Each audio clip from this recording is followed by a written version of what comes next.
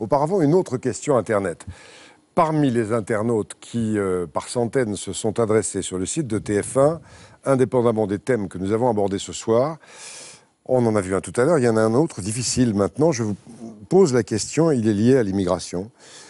Je vous lis la question. Ne trouvez-vous pas, Monsieur le Président, que le multiculturalisme est un échec et qu'il est à l'origine de bien des problèmes de notre société? Question liée sans doute au débat qui a eu lieu en Allemagne. C'est ce qu'a dit Angela Merkel, c'est un échec. C'est ce qu'a dit la semaine dernière David Cameron en Grande-Bretagne. Qu'en pensez-vous pour la France? Oui, ma réponse est clairement oui, c'est un échec. La vérité, c'est que dans toutes nos démocraties, on s'est trop préoccupé de l'identité de celui qui arrivait et pas assez de l'identité du pays qui accueillait. Je m'explique par là. Bien sûr qu'il faut respecter chacun dans ses différences, c'est tout à fait normal. Mais nous ne voulons pas, en tout cas ce n'est pas le projet de la France, une société où les communautés coexistent les unes à côté des autres.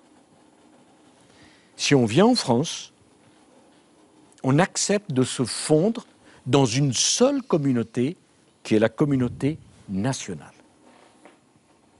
Et si on ne veut pas accepter ça, on ne peut pas être le bienvenu en France.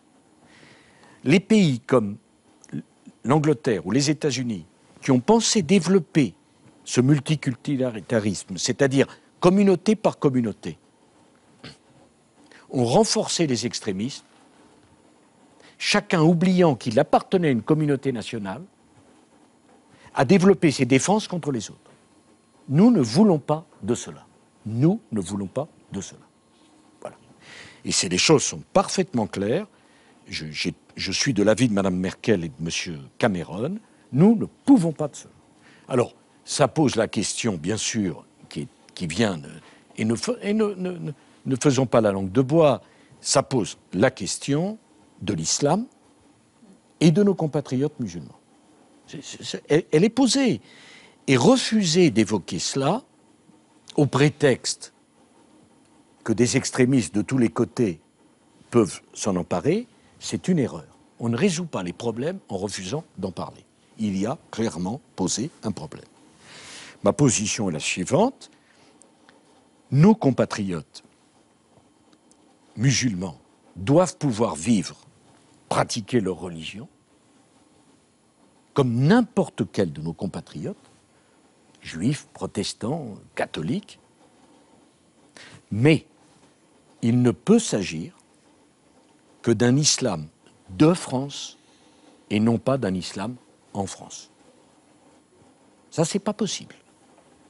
C'est ce qui m'a amené à faire voter la loi portant interdiction de la burqa. Nous ne voulons pas, en France, de femmes qui portent un voile intégral. Nous n'en voulons pas. Nous ne voulons pas en France que l'on prie de façon ostentatoire dans la rue. Mais nous disons en France qu'il est parfaitement normal qu'il y ait des lieux de culte, des mosquées, pour que nos compatriotes musulmans puissent pratiquer leur foi. Nous sommes un pays laïque.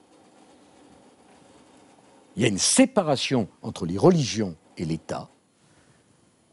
La prière n'offense personne, mais nous ne voulons pas, sur le territoire de la République française, d'un prosélytisme religieux agressif. Quel qu'il soit. Mais naturellement, quel qu'il soit. Naturellement, quel qu'il soit. Mais M. Pernaut, je pense qu'il y a une formidable hypocrisie de refuser de voir un certain nombre de réalités en face. Je le dis alors même que j'ai toujours été opposé à l'immigration zéro, qui n'a aucun sens. Alors même que je trouve que les déclarations de tel ou tel leader extrémiste parfois font honte. Et je le dis alors que chef de l'État, je le suis de nos compatriotes, quelle que soit leur confession. Qu'ils aient une confession ou qu'ils n'en aient pas, d'ailleurs. Qu'ils aient une confession ou qu'ils n'en aient pas. Mais si on vient en France, on apporte bien sûr son identité à la communauté nationale, mais on respecte la communauté nationale. Et la communauté nationale française ne veut pas changer, comment? Son mode de vie, son style de vie, l'égalité entre les hommes et les femmes. Nous ne voulons pas transiger là-dessus. La liberté pour les petites filles d'aller à l'école. Nous ne voulons pas, par exemple, que des imams puissent prêcher la violence. Nous ne le voulons pas. Nous ne le voulons pas. Voilà, ça n'existe pas. Nous ne voulons pas modifier le calendrier.